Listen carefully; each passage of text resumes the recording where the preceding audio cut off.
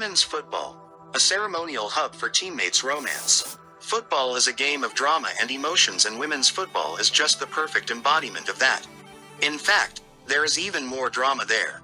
But the drama in women's football has little to do with what happens on the field and more to do with the activities off-field. Players do not shy away from making bold romantic moves on their teammates and even rival players. Kind of awkward for a competitive environment, eh? I mean, imagine Cristiano Ronaldo, during his days at Madrid, going out with Ramos, or even, worst fan scenario, Ronaldo and Messi being romantically involved off the pitch when they are the fiercest rivals on the pitch. Yet, this is the exact culture in women's football, and rather astonishingly, teammates' romance is a big part of and a crucial selling model for the women's game, with big brands and accounts even hyping them up in their promo tweets and flyers. The 2019 FIFA Women's World Cup was a huge success in terms of quality football on display and the overall growth of the women's game, but this romantic round of 16 moment here by Sweden's Magdalena Erikson and Denmark's Pernille Harder sparked a lot of controversy and attracted a lot of attention to the women's game. And while these two have their own beautiful story to tell, from their days together at Chelsea FC women and now at Frauen Bayern München, Bayern Munich women, teammates' romance has its own troubles that come with it, and no matter how you spin it, teammates' romance betrays every ounce of professionalism demanded for the global sport. You all should just listen. In the summer of 2020, Chelsea FC women broke the women's transfer record fee to sign Wolfsburg's Pernille Harder for $315,525. Harder was coming to Chelsea as the best women's footballer on the continent, but Chelsea, though English heavyweights, were nowhere as great as Harder's former team, Wolfsburg. Still, the deal happened. And normally, you would think, maybe, the Harder signing was meant to send a big statement out there that Chelsea were ready for the next big steps. Whilst you may not be so wrong, the Chelsea Harder transfer was largely a byproduct of teammates' romance. Apparently, Harder's girlfriend, Magdalena Erikson, was at the time the captain of Chelsea, and Chelsea had for long wanted her to renew her contract. But Erikson turned renewal offers down, on grounds that she wanted to play with her girlfriend. Chelsea and Emma Hayes, coach of Chelsea women, were left with none other option but sign Pernille Harder because they could not afford to let their captain, Erikson, leave at that cagey point in their building process. And guess what? Right after Chelsea signed Pernille Harder, Erikson renewed her Chelsea contract. The two went on to play together at Chelsea for 3 seasons, winning the usual domestic titles, but Pernille Harder never matched her Wolfsburg version, which saw her win the UEFA Women's Player of the Year twice.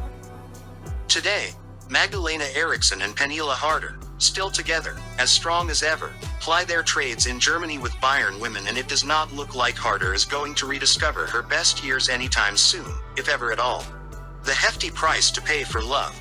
Next, Barcelona Femini English teammates, Keira Walsh and Lucy Bronze. The pair, formerly of Manchester City women. Between them, Lucy Bronze was the first to join the Spanish Giants, Barcelona, in the summer of June 2022 after her City contract expired. And Bronze, who was adjudged Best FIFA Women's Player for 2019 and 2020, has been more than best pals with England's midfield sensation at the Women's Euros 2022, Keira Walsh, from their Manchester City days. And then, after the splendid tournament Walsh had on home soil, which saw the Lionesses lift the Euros, top teams came calling for her, including European giants, Lyon and Chelsea. But Walsh opted to go to Barcelona to be with her girlfriend Lucy Bronze. Fair enough. Barcelona Femini were a reasonable move for Walsh given their pedigree in recent times, and particularly, their possession-based type of play, which suited Walsh so much. But wait, their love story does not end there. There is more. With Walsh's move to Barcelona, confirmed for a then women's record fee €350,000 plus add-ons, Bronze and Walsh continued their tender and affectionate love affair in Spain, side by side, living in same apartment, training and playing together, and helping Barcelona clinch the UEFA Women's Champions League title more recently in 2023. Even with that, football lovers love to talk, and there was this growing concern that at Barcelona, Keira had now become just another player in a star-studded Barcelona side. But what did she even mind? Having her girlfriend, Bronze, by her side literally made up for all those. But until how long, Keira? Well, recent rumors from Spain suggest that Bronze and Walsh have now broken up, and that Bronze is now dating another Barcelona teammate, leaving Walsh in limbo. Can you even imagine how weird this situation is going to look within the Barcelona Femini camp?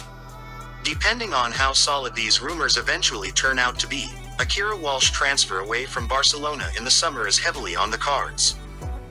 Women's football is absolute bonkers. From the camp of Barcelona, let me take you to Arsenal Women's Football Club. Teammates' romance at Arsenal is none like anything seen or heard before anywhere else. In May 2017, Arsenal signed their top target and Dutch super striker, Vivianne Miedema from Bayern. In less than a month later, Arsenal signed Miedema's partner and Scottish winger, Lisa Evans, also from Bayern Munich. Yep, it is actually what you were thinking. Arsenal did sign the two lovebirds simultaneously. Side note, by now, you should be used to this golden rule in women's football, that once you sign your intended target, be ready to sign her partner as well. Lisa Evans and Vivianne Miedema rekindled their love affair at Arsenal until news broke out that Evans was joining West Ham on loan for the 2021-2022 season. Obviously, Evans' football efforts were not much appreciated at Arsenal as compared to Miedema, who had grown to become the Women's Super League all-time top scorer. But you would think, if Arsenal went all the way to sign Evans to make Miedema happy in the first place, then obviously keeping her in the squad for Miedema's sake was not going to be too hard a thing to do. However, the real reason Evans was booted out of Arsenal was because fellow Arsenal teammate Beth Mead was making a move on Vivianne Miedema behind the scenes. Can you even believe that? In the end, Beth Mead's cunningness prevailed, and today Vivianne Miedema has become all hers, with Lisa Evans far away out of the picture at Bristol City now. Phew, romance amongst teammates is literally an okay thing within the women's football fraternity. I already did mention that top brands and institutions in the game do not hesitate to post occasional romantic content on their social media pages while hyping these players up. It is literally like, do it or be left out. Haha, here are some more teammates couples you probably did not know about. Danielle Van de Donk and Ellie Carpenter, Lyon Women. Anne-Katrine Berger and Jessica Carter, Chelsea FC Women. Mappy Leon and Ingrid Ingen, Barcelona Femini. And the other dimension to this players' romance phenomenon is, players do not have to be only teammates before they could hang out. They could even be rivals, like Ramona Bachmann and Alicia Lehmann of Chelsea Women and West Ham Women respectively back then in 2019. But no matter how hard stands of these player couples try to get soaked up in all of it, teammates' romance or players' romance often do not end as well as intended. Any surprises here? Not really. We can use the Pernille Harder case for example, where her career has since taken a dip from that Chelsea transfer. Her career, once super amazing, has now been plagued by injuries and long timeouts. Too much to pay for wanting to play with your girlfriend, huh?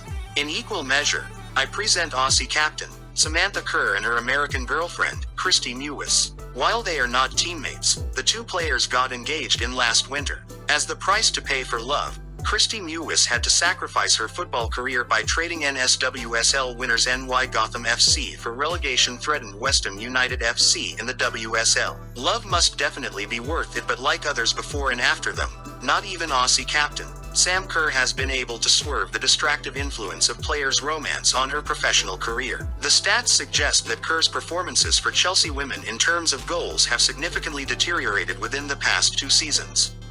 After bagging league totals 21 and 20 in the 2020-2021 and 2021-2022 seasons respectively, Kerr, since her romance life became mainstream, has seen her numbers go down significantly. In the whole of 2022-2023 season, Kerr managed just 12 goals in 21 league games. In the present 2023-2024 season, Kerr has bagged just 4 goals so far, and we are halfway past the season. The stats do not lie. Romance amongst teammates or even rival female footballers may come as handy for women's football within the cause of their careers, as female partners would mean the probability of footballers mothering children during their careers would be lower. Additionally, women's footballers do not earn as much as their male counterparts, so teammate romance affords some couples the tempting option to live together and share rent and utility bills. And just like Aston Villa's Douglas Luiz, men's team, and Alicia Lehmann, women's team, short-lived relationship has proven in recent past, it is unusually difficult and sometimes problematic for some women's footballers to find the right balance between their football careers and love outside their gender or teammates. However, There is no denying that dating a teammate in a competitive football environment has and would always take a significant toll on both players and their respective clubs alike. Let me know what you all think.